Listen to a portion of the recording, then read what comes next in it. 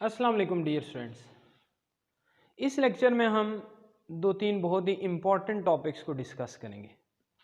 उनमें फ़र्स्ट ये है कि हम पिछले लेक्चर्स में ये डिस्कस करते हुए आ रहे हैं कि हर बॉडी इस यूनिवर्स में दूसरी बॉडीज़ को अट्रैक्ट करती है एक फोर्स से जिसे हम ग्रेविटेशनल फोर्स कहते हैं, लेकिन हम आपस में ग्रेविटेशनल फोर्स फील नहीं करते। उसका रीज़न क्या है? Why we do not feel gravitational force? तो फर्स्ट ऑफ ऑल हमें आंसर में ये बताना होगा कि ग्रेविटेशनल फोर्स को हम रिप्रेजेंट कैसे कर सकते हैं। तो first point will be gravitational force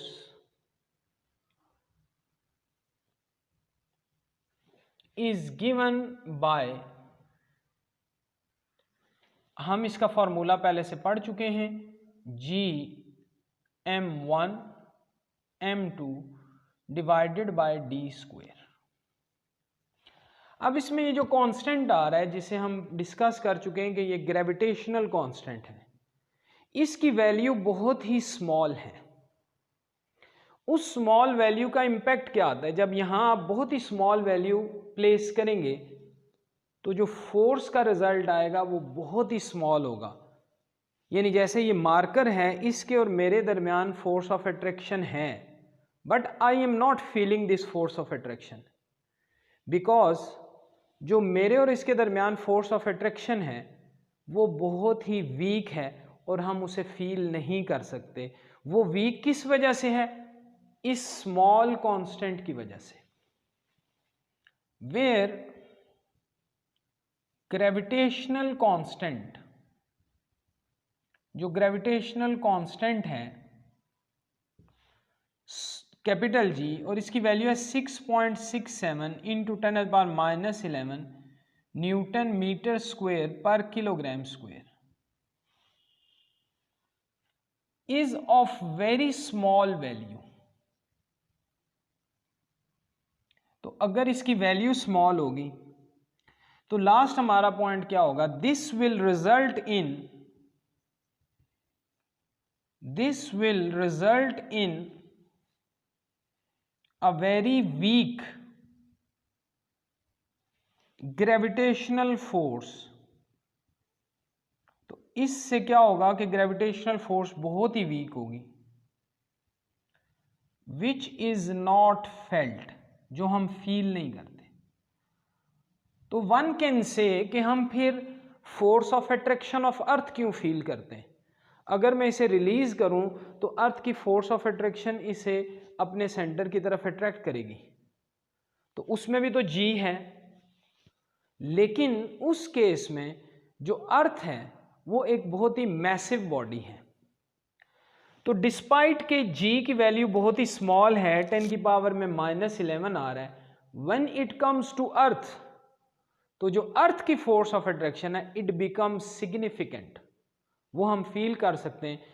उसका रीज़न ये है कि यहाँ अगर हम एक मैस को मैस ऑफ अर्थ ले लें तो mass of earth is very large, hence it results in significant force of attraction. Next question में we will discuss gravitational field strength. Define gravitational field strength,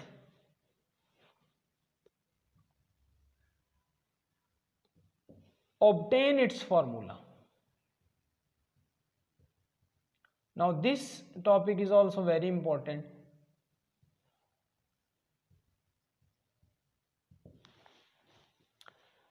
first of all हम gravitational field को थोड़ा सा discuss कर लेते हैं।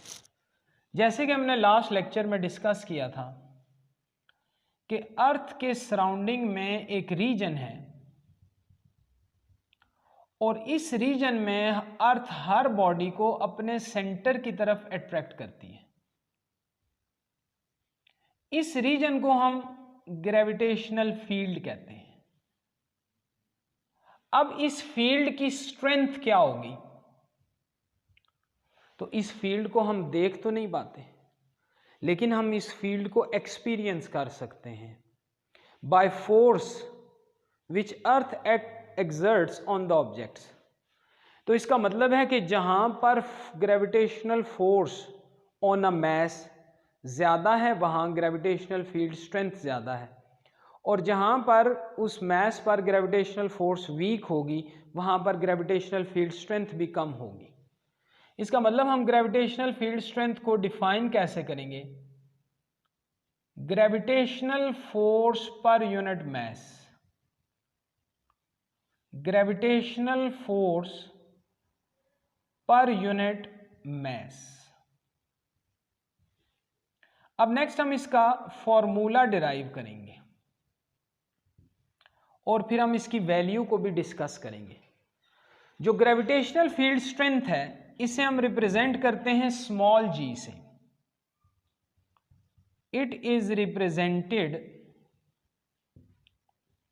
Bye small G. अब दो तरह की वैल्यूज आ गई हैं। Capital G is gravitational constant, now small G is gravitational field strength. इनको भी हम आगे डिफरेंशिएट करेंगे, इनके जो डिफरेंस है वो लिखेंगे। अब जो ग्रेविटेशनल फील्ड स्ट्रेंथ है एज पर डेफिनेशन हमने उसे क्या लिखा है? Gravitational force per unit mass. Force को हम F से रिप्रेजेंट करते हैं। For gravitational force we will use subscript small G per unit mass. तो gravitational field strength is defined as gravitational force per unit mass, gravitational force per unit mass. Now let it be equation 1।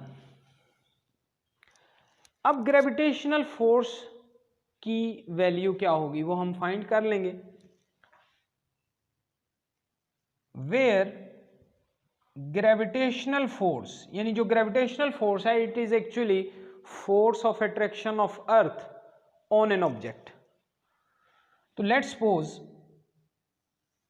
This is earth, इसके mass को हम me से represent करेंगे, और there is another body that is placed on surface of earth, इसके mass को हम small m से रिप्रेजेंट करेंगे।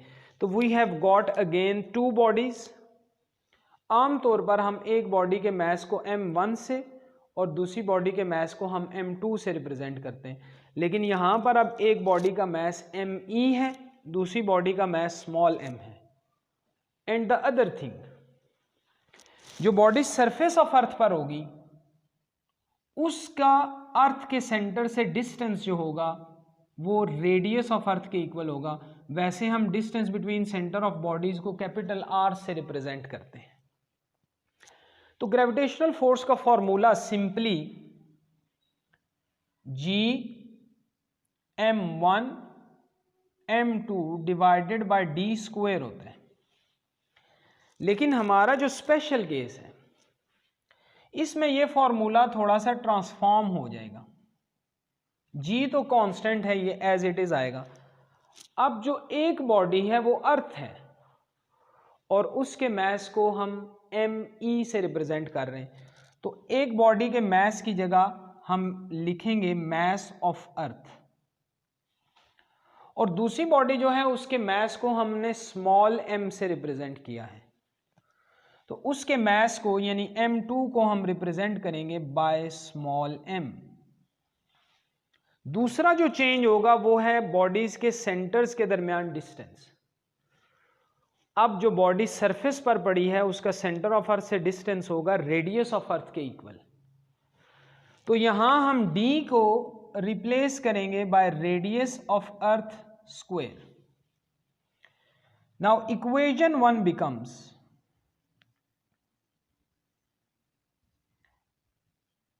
अब जब ये वैल्यू हम इक्वेशन 1 में पुट करेंगे F G divided by M, F G की वैल्यू क्या है? G M E into M divided by R square. ये मैंने किसकी वैल्यू पुट की? एफ जी की, whole divided by M. Now this M will get cancel out with this mass, so जो हमारे पास ग्रेविटेशनल फील्ड स्ट्रेंथ का formula बनेगा वो क्या होगा, G M E is mass of earth divided by R square. Now this is formula for gravitational field strength. अब हम इसकी वैल्यू की बात करें तो इसकी वैल्यू जो है वो हाइट या एल्टीट्यूड के साथ चेंज होती है, लेकिन अर्थ के क्लोज हम इसकी एक कांस्टेंट वैल्यू यूज करते हैं। तो क्लोज टू अर्थ जो इसकी वैल्यू होगी वो होगी 10। अब इसके यूनिट्स आप क्या लिख सकते हैं, चूंकि ये फोर्स पर यूनिट मास है तो force has unit Newton, mass has unit kilogram, तो इसके यूनिट हम लिख सकते हैं न्यूटन पर किलोग्राम। और हम इसके यूनिट मीटर पर सेकंड स्क्वायर भी लिख सकते हैं। तो स्टूडेंट्स हमने ग्रेविटेशनल फील्ड स्ट्रेंथ को डिफाइन किया है, जो कि हमने कहा था कि ग्रेविटेशनल फील्ड की स्ट्रेंथ क्या होगी, gravitational force per unit mass. Gravitational force का हमने फॉर्मूला फाइंड आउट किया, पर यूनिट मास मास से डिवाइड किया, and we have got formula for gravitational field strength. इसकी वैल्यू आपने याद रखनी है 10 न्यूटन पर केजी और 10 मीटर पर सेकंड स्क्वायर। अब नेक्स्ट वीडियो में, अभी तक हम दो तरह के जी को डिस्कस कर चुके हैं, one is capital G which is gravitational constant, and this is small G which is known as gravitational field strength. Dear students, in next video we will discuss the difference between small g and capital G. Thank you.